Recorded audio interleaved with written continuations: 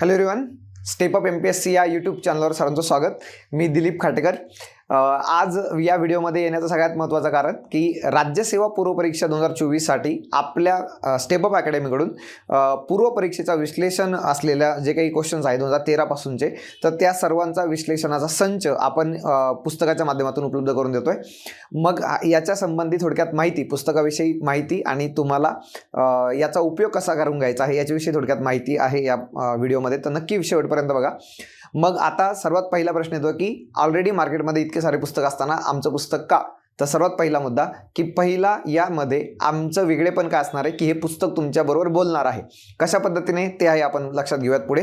सगळ्यात पहिला की आपण कव्हर पेज जर बघितलं तर कव्हर पेजवर काहीतरी नमूद केलेलं आहे, राईट ना. म्हणजे जे आम्ही अप्रोच बिल्डिंगच्या अँगलने आम्ही लोकांपर्यंत पोहोचलो आहोत, तर याच्यामध्ये लॉजिक बूस्टर नाव दिलेलं आहे आणि लॉजिक बूस्टरवर इथे 3 पर्टिक्युलरली शब्द आम्ही वापरलेले आहेत. एक आहे अप्रोच, त्याच्यानंतर एक्सप्लेनेशन आणि त्याच्यानंतर प्रिडिक्शन. म्हणजे साधारणपणे जेव्हा तुम्ही अभ्यास करत असता त्यावेळी तुमच्याकडे एक्सप्लेनेशन म्हणजे काय, तुमच्याकडे कंटेंट आहे की बाबा तुम्ही काय प्रिपरेशन करत आहात त्याचा तो कंटेंट आहे, आणि त्याच्यानंतर तुम्हाला कंटेंट अपुरा पडल्यानंतर काय मिळणार आहे, त्याच्यावरचा अप्रोच पुस्तकातून मिळणार आहे. आणि त्याचबरोबर अप्रोच झाल्यानंतर अजून या टॉपिकवर अजून कशा पद्धतीने प्रश्न विचारले जातील हे प्रिडिक्शन सुद्धा पुस्तकात आम्ही तुमच्यासाठी माहिती उपलब्ध करून दिलेली आहे. या पुस्तकामध्ये कृपया लक्षात घ्यायचं की याला रीड कसं करायचं त्याच्याबद्दल आपण थोडक्यात आता बोलूयात. तर लॉजिक बूस्टर नावाचं आपलं पुस्तक आहे. पुढच्या 4 ते 5 दिवसामध्ये 100% सर्वांपर्यंत उपलब्ध झालेला असेल. काही लोक पुस्तक घेतल्यानंतर हा व्हिडिओ बघत आहे का, कारण की आम्ही हा QR कोड त्याच्यामध्ये दिलेला आहे पुस्तकामध्ये, आणि तिथे तुम्हाला लक्षात येईल की बाबा कशा पद्धतीने हे क्वेश्चन आपण कसे करणार, रीड करणार आहोत. ठीक आहे, कशा पद्धतीने पुस्तकाचा आता हे संपादक आहे मी स्वतः आणि अविनाश सरांनी लिहिलेलं आहे. त्यांच्याविषयी पुस्तकाच्या लास्ट कव्हरवर माहिती आहे. पुस्तकाची वैशिष्ट्ये दिलेली आहे. अभ्यासक्रमानुसार जे काही सिलेबस आहे त्याच्यानुसार आपण कशा पद्धतीने क्वेश्चनचं स्वरूप तयार केलं आहे, म्हणजे काय म्हणत आपण त्याला की वर्गीकरण कसं केलेलं आहे. वर्गीकरणाबरोबर तुमची प्रायोरिटी त्या क्वेश्चनला रीड करण्याची कुठपर्यंत असायला पाहिजे, राईट. त्याचे जेणेकरून लॉजिक, इलिमिनेशन मेथड, ॲप्रोच ह्या सगळ्या गोष्टी तुम्हाला विकसित होणार आहेत, राईट ना. ठीक आहे, मग अगदी चालू घडामोडीचा मुद्दा सुद्धा याच्यामध्ये ॲड केला आहे. म्हणजे जसं की महिला आरक्षणाचा मुद्दा आहे आपल्याकडे. महिला आरक्षणासंबंधी ऑलरेडी क्वेश्चन विचारला गेलेला आहे, पण महिला आरक्षणानंतर आता जे नवीन विधेयक मंजूर झालं त्याच्याविषयी सुद्धा या पुस्तकामध्ये तुम्हाला माहिती मिळणार आहे. ठीक आहे, मग आता याच्या पलीकडे साधारणपणे येस, तर हे पुस्तकाचं नाव महाराष्ट्र राजपत्रित नागरी सेवा संयुक्त पूर्व परीक्षेसाठी लॉजिक बूस्टर. त्याच्यामुळे बूस्टरच्या मागं नावातच आहे की बूस्टरच्या खाली आम्ही एवढी काळजी घेतली की याला म्हणजे संकल्पना काय आहे आमची हे रीड करतानाची, तर ते लक्षात घ्या की हे 3 जे डॉट आहे ना, तुमच्या लॉजिक जे काही तुमचा अभ्यास चालू आहे त्याला काय करणार आहे, बूस्ट करणार आहे, तुमच्या लॉजिकला बूस्ट करणार आहे. ते 3 डॉट म्हणजे हे तुमचा अप्रोच आहे, तुमचं एक्सप्लेनेशन आहे आणि त्याच्यानंतर आम्ही दिलेलं प्रिडिक्शन आहे. ठीक आहे, तर या पद्धतीने आपल्याला या पुस्तकामध्ये ही संकल्पना आम्ही समोर ठेवून पुस्तक तयार केलेलं आहे. या पुस्तकामध्ये साधारणपणे तुम्ही जेव्हा प्रिपरेशन करणार आहात तेव्हा तुमच्या लक्षात येईल की इथे ठीक आहे सिलेबस आहे, सिलेबस बघून घ्यायचा छानपैकी, सर्वांनी लिहून टाकायचा, राईट ना. सर आता इथे इतिहासाचा भाग आहे. तर इतिहासामध्ये जे आत्तापर्यंत आयोगाने प्रश्न विचारले, प्राचीनवर प्रश्न काय आहेत, मध्ययुगीनवर प्रश्न काय आहेत, मग प्राचीनवर परत या पद्धतीने कॅटेगरी केलेली. मग आता याच्यावर जर एखादा प्रश्न विचारला जात असेल तर आणखीन कसा विचारला जाऊ शकतो याचं प्रिडिक्शन सुद्धा या पुस्तकामध्ये आम्ही उपलब्ध करून दिलेलं आहे.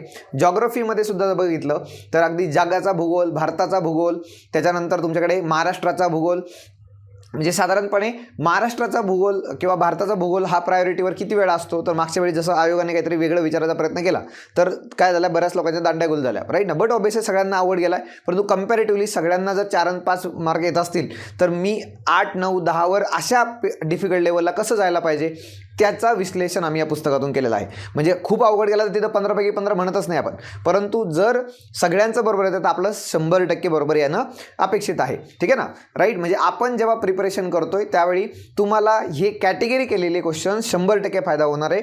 आणि पुन्हा एकदा प्रिपरेशन करत असताना तुमच्यासमोर हे पुस्तक असेल तर या पुस्तकाचा फायदा कसा होणार आहे तेही पुढे सांगतोय.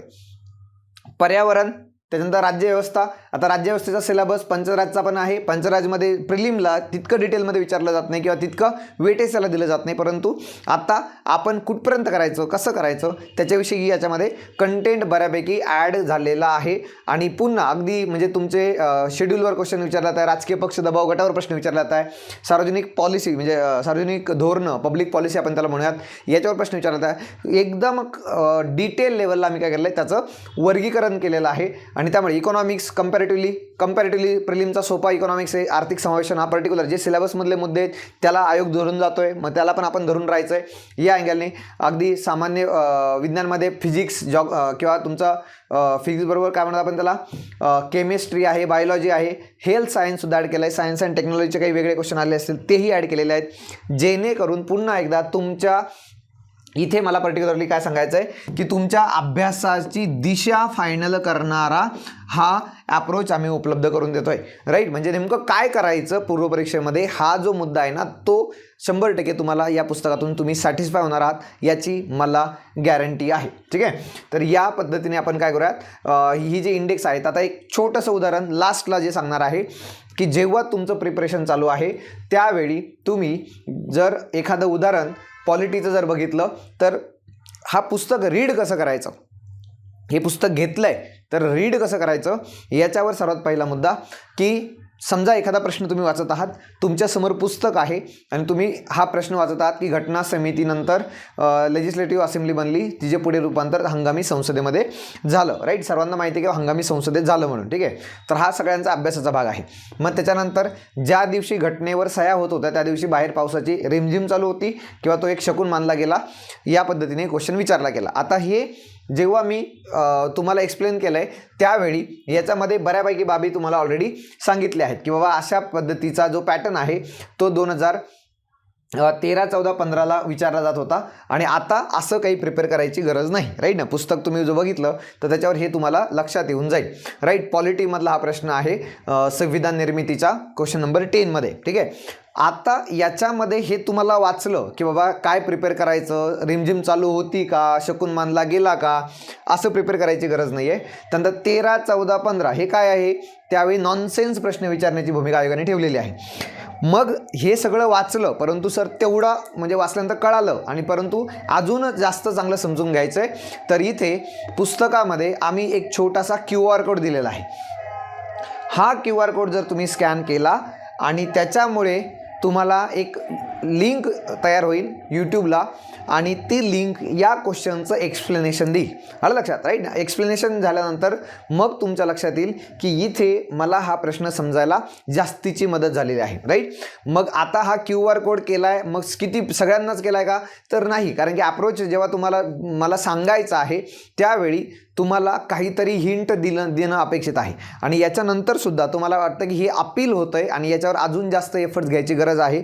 तर त्याच्यासाठी आपण काय केलेलं आहे की आपली अप्रोच बिल्डिंगची जी बॅच आहे ती उपलब्ध केलेली आहे. त्याच्यासाठी तुम्ही 2 नंबर पेजवर, आता ज्यांच्याकडे पुस्तक आहे त्यांनी काळजीपूर्वक बघायचं, कव्हर नंबर 2 जो आहे ना, कव्हर नंबर 2, राईट ना, त्याच्यावर पेज नंबर 2 वर कव्हरच्या आपल्या या पुस्तकावर जी आपली लॉजिक बूस्टर कोर्स आहे किंवा अप्रोच बिल्डिंग बॅच आहे त्या बॅचवर आपल्याला डिस्काउंट मिळणार आहे. इथे तुमच्याकडे काय असणार आहे, स्क्रॅच कोड असणार आहे आणि त्या बॅचवर तुम्हाला ऑनलाईन बॅच असेल तुमच्यासाठी तर ती 450 रुपयांचा डिस्काउंट मिळणार. म्हणजे पुस्तकाची किंमत जी मार्केटमध्ये तुम्हाला मिळेल ती पुस्तकाची किंमत आम्ही बेअर करून तुम्हाला डिस्काउंट ऑनलाईन बॅचमध्ये देत आहोत, ठीक आहे. म्हणजे जेणेकरून तुम्हाला 100% याचा फायदा मिळेल आणि पुस्तकातून जे तुम्ही शिकणार आहात त्याचबरोबर जर तुम्ही त्या गोष्टी लेक्चरमधून कळाल्या तर त्याच्याने आणखीन जास्त फरक पडू शकतो. लावायलाच पाहिजे का असं काही नाही, तुमच्या पद्धतीने तुम्ही घेऊ शकता किंवा तुमच्या पद्धतीने तुम्ही जाऊ शकता. परंतु पुन्हा एकदा बेसिक्सवर किंवा सुरुवातीच्या पेजवर जाऊयात की हे पुस्तक आहे पुढच्या 4 ते 5 दिवसांमध्ये उपलब्ध केलं जाईल आणि त्याच्यानंतर तुम्ही अभ्यासाला जोरदार सुरुवात करू शकता किंवा ऑलरेडी जो अभ्यास चालू आहे त्याला योग्य ती दिशा देऊ शकता, ठीक आहे. या व्हिडिओमध्ये इतकंच. जर तुम्हाला हा व्हिडिओ आवडला आणि तुमच्याबरोबर कोणी आणखीन प्रिपरेशन करत असतील त्यांना सुद्धा या व्हिडिओमधून या व्हिडिओची माहिती द्या, लिंक पाठवा आणि त्यांना सांगा की मार्केटमध्ये स्टेपअप अकॅडमी आता पूर्व परीक्षेसाठी जोरदार तयारी करून उतरलेली आहे. ऑलरेडी आपल्या मुख्य परीक्षेचे दर्जेदार साहित्य उपलब्ध आहे, आपल्या ऑनलाईन ऑफलाईन कोर्सेस उपलब्ध आहे. तरीसुद्धा आता आम्ही त्याच्याही पलीकडे विद्यार्थ्याच्या मागणीनुसार पूर्व परीक्षेसाठी बेस्ट ऑफ द बेस्ट संदर्भ पुस्तक घेऊन आलेलो आहे. ठीक आहे, या व्हिडिओमध्ये इतकंच थांबूयात. Thank you very much. तुम्ही सगळ्यांना सांगणार आहात मला खात्री आहे आणि आपण सर्व मुख्य परीक्षेसाठी भेटूयात. तुम्हाला खूप साऱ्या शुभेच्छा. थँक्यू पुन्हा एकदा.